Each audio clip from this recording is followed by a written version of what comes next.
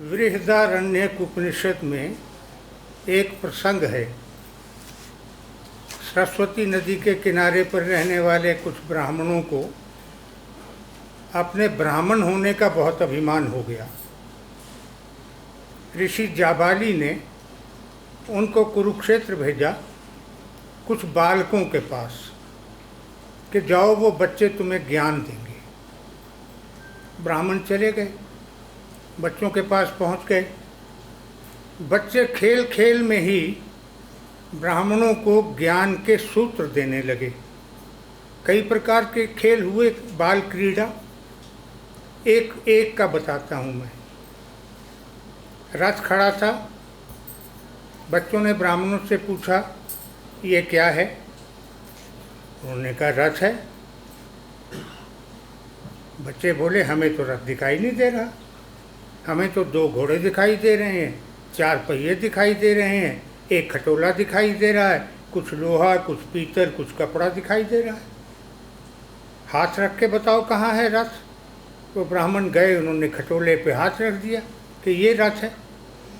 तो बच्चों ने पूछा रथ का काम तो चलना है। बोला जी हाँ। कहने लगा अच्छा। घोड़े खोल दिए बच्चों ने, बोले इसको बोल चला चले। अब ब्राह्मण बोले जी घोड़ों के बिना रथ कैसे चलेगा? उन्होंने कहा अच्छी बात है, घोड़े बांध दो भाई। पहिए निकाल लिए चारों कि अब बोलो इसको चले। उसने कहा पहियों के बिना रथ कैसे चलेगा? तो बोले लगा दो भाई पहिए। फिर कुछ और निकाल लिया, कुछ और निकाल लिया, और हर बार ब्राह्मणों से कहा इसको आदेश दो ना चले, और वो हर बार कहें कि जी इसके बिना नहीं रथ चल सकता। तो कहने लगे बच्चे कि फिर इसका मतलब ये हुआ कि संसार की कोई इकाई, जो इकाई दिखती है वो इकाई नहीं है। ये ज्ञान का सूत्र थे। उन्होंने कहा सुनो, तुम कह रहे थे घोड़ों के बिना रथ नहीं चल सकता। इस रथ को बैल भी खींच सकता है, हाथी भी खींच सकता है, गधा भी खींच सकता है, खच्चर भी खींच सकता है। फिर घोड़े क्या महत्व, घोड़े का महत्व क्या हुआ? अब तुमने कहा पहियों के बिना रथ नहीं चलता, पहियों के बिना क्या कुछ नहीं चलता? नदी में नौका बिना पहियों के चलती है, आकाश में हवाई जहाज बिना पहियों के चल रहा है। चल तो रहे हैं ना, ये नहीं चल रहा। और अगर ये सब भी सही हो, घोड़े भी सही हों, पहिए भी सही हों, और सब सामान भी सही हो, लेकिन अगर रथवान को रथ चलाना नहीं आता तो भी नहीं चलेगा ये। तो सबसे महत्वपूर्ण क्या है? रथ चलाने की बुद्धि। और बुद्धि गुरु से मिलती है और कहीं से नहीं मिलती। जाके अपने ऋषि जाबाली से, तुम्हारा गुरु है, उससे लेना, विद्या लेना उससे, शिक्षा लेना उससे। अब बच्चों ने जो कुछ भी किया, खेल किया, तमाशा किया, सूत्र बहुत बड़ा दिया। सूत्र क्या दिया कि इकाई दिखने वाली कोई वस्तु संसार की अपने आप में इकाई नहीं है, इकाई दिखती है। जैसे मनुष्य का शरीर इकाई दिखता है ना, सबके अपने नाम हैं, सबका अपना रूप है, लेकिन हैं तो 5 तत्वों का समायोजन ही ना। हर शरीर 5 तत्वों का समायोजन है, तो इकाई तो नहीं हुआ ना। और जब ये शरीर नहीं रहता, मृत्यु हो जाती है, तो ये 5 तत्व जाके 5 तत्वों में मिल जाते हैं। तो फिर इसका मतलब मृत्यु होती ही नहीं किसी की। कि मृत्यु तो तब होगी ना जब ये 5 तत्व जिनके जुड़ने से मैं बना हूँ, ये 5 तत्व मर जाएंगे। ये तो प्रलय के दिन मरेंगे, तो तब तक तो किसी की मृत्यु नहीं हो सकती। नज़ीर अकबर आबादी ने एक बहुत खूबसूरत शेर में इस बात को समझाया है। माटी की माटी, आग अगन, जल नीर, पवन की पवन हुई। मिट्टी की मिट्टी हो गई, पानी का पानी हो गया, आग की आग हो गई, हवा की हवा हो गई। माटी की माटी, आग अगन, जल नीर, पवन की पवन हुई। अब किससे कहिए कौन मुआ और किससे कहिए कौन मुई? तो शरीर चला जाता है, 5 तत्व 5, और अगर मृत्यु से पहले इन पांचों तत्वों में से कोई एक तत्व शरीर में से अलग कर दिया जाए तो शरीर समाप्त हो जाएगा। तो पांच तत्वों के समाधान से, समायोजन से जो शरीर बना है उसको हम इकाई मान लें, ये तो बड़ी गड़बड़ है। फिर तुमने घड़ा देखा है, उसका एक अपना रूप है, अपना आकार है, अपना नाम है तो वो मिट्टी ना, मिट्टी से ही बना है ना, और जब टूट जाएगा फिर मिट्टी हो जाएगा। तो प्रकृति का नियम क्या है? नियम है कारण और कार्य। कारण क्या है? मिट्टी। कार्य क्या है? घड़ा। इसी प्रकार से कारण है ब्रह्म और कार्य है माया। तो ब्रह्म और माया को अलग करके न देखा जा सकता है न समझा जा सकता है। माया को ब्रह्मांड से अलग कर दें तो ब्रह्मांड समाप्त हो जाएगा, और ब्रह्म को ब्रह्मांड से अलग कर दें तो ब्रह्मांड समाप्त हो जाएगा। इसका मतलब दोनों का होना ज़रूरी है। लेकिन ब्रह्म अमूर्त है, अदृश्य है, देखा नहीं जा सकता। माया अमूर्त होते हुए भी मूर्त है, क्योंकि वो अपने आप को कई रूपों में प्रकट करती है। इंद्रियों के माध्यम से, अंगों के माध्यम से, मुद्राओं के माध्यम से, शब्दों के माध्यम से माया अपने आप को प्रकट करती है। जब कोई आदमी कहता है मेरी आत्मा तो नहीं मान रही थी, लेकिन उसके कहने से मैंने ये काम कर दिया, तो इसका मतलब है उस समय आत्मा मूर्त हो रही थी, उसने आत्मा को अनुभव कर लिया था। आत्मा अपना पता यूं देती है बार बार, माया भी अपना पता यूं देती है बार बार। बाढ़ ला के पता देगी अपना, वर्षा घनी करके पता देगी अपना, तूफान ला के करेगी, भूकंप ला के करेगी, अपना पता देती है। तो माया और ब्रह्म को अलग नहीं कर सकते। तुम पानी में नमक डालो, उसको घुला दो, तो समाप्त होगी उसकी इकाई। फिर सारे पानी को आग पे रख के सुखा दो, नमक नीचे पड़ा निकलेगा। तो इकाई डिज़ोल्व होके भी डिज़ोल्व नहीं होती है, वहीं रहती है। समस्त नदियाँ सबके अपने अपने नाम हैं, लेकिन जल सब में एक सा है। पानी तो पानी है ना, और लक्ष्य भी सबका एक है, समुद्र। इतने स्त्रियाँ पुरुष पशु पक्षी संसार में हैं, सबकी आंखें भिन्न भिन्न हैं, लेकिन सबकी आँखों का कर्म देखना है। सबके कानों में आने वाली आवाज़ें भिन्न भिन्न हैं, लेकिन सबके कानों का कार्य कर्म सुनना है।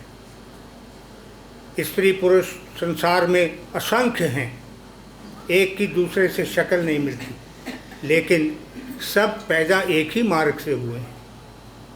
तो इकाई जब बनती है तो वो अपने आप में इकाई दिखाई देती है, लेकिन इकाई होती नहीं है। माया अलग से इकाई अगर दिखाई दे रही है तो माया इकाई नहीं है, ब्रह्म कारण है, माया उसका कार्य है। तो जो अध्यात्म के साधक हैं उनको माया से नहीं, माया के मोह से डरना चाहिए। माया अपने आप में डरावनी चीज़ नहीं है, मोह डरावना है। और माया अपनी सुंदरता से मोह का जन्म देती है, लेकिन इस मोह को छोड़ा जा सकता है, काटा जा सकता है। कबीर ने कहा मैंने काट दिया। कबीरा माया डाकिनी, डाकू है माया। फंद ले बैठी हाट, दुकान खोली है, फंदे लेके बैठी है। सब जग फंदे फंदया, गया कबीरा काट। कबीरा कैसे काट गया? कबीरा ने तो संसार त्याग नहीं किया था, वो तो जंगल में जाके नहीं बैठा था, वो तो गृहस्थ था। उसकी तो पत्नी थी, बेटा थी, बेटी थी, और परिवार पालन के लिए वो सारी उम्र करघा चलाता रहा। तो वो तो संसार में था, माया में था। काटा कैसे उसने? अपने दृढ़ संकल्प से, अपनी निष्ठा से और अपने ध्यान से।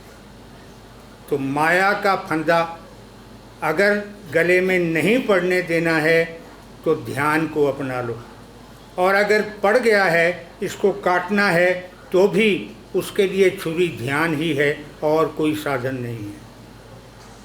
अब जब हम सारी वस्तुओं को देखते हैं तो माया में सर्वाधिक महत्वपूर्ण चीज़ जो है वो तो व्यक्ति है ना, पुरुष हो चाहे स्त्री हो, जिसको परमेश्वर की सर्वोत्तम कृति कहा जाता है वही है ना। तो उसका तो मैंने बता दिया, वो तो 5 तत्वों का समायोजन है और कुछ नहीं है। उसका नाम आकार भिन्न क्यों है? क्योंकि द्वैत के लिए, ड्यूलशिप के लिए ज़रूरी है नाम और आकार का होना। दो चीज़ों को कैसे पहचानोगे? दोनों की शक्ल अलग होनी चाहिए, दोनों का नाम अलग होना चाहिए।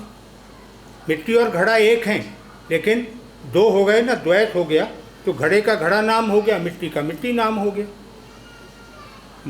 आत्मा जो है इस मायावी संसार के अंदर, मनुष्य स्त्रियों के शरीरों में, जो प्राणियों के शरीरों में आत्मा है, वो आत्मा ब्रह्म का अंश है। उसका ब्रह्म से द्वैत नहीं देखा जा सकता। ब्रह्म अदृश्य है, माया आत्मा अदृश्य है। ब्रह्म अमूर्त है, आत्मा अमूर्त है। क्योंकि ब्रह्म और माया को अलग करना हो, अगर उनका द्वैत मानना हो, तब फिर माया को भी कोई नाम होता, माया का भी कोई चिन्ह होता। ऐसा नहीं है, क्योंकि आत्मा अनश्वर है, ये 5 तत्वों से नहीं बनी है।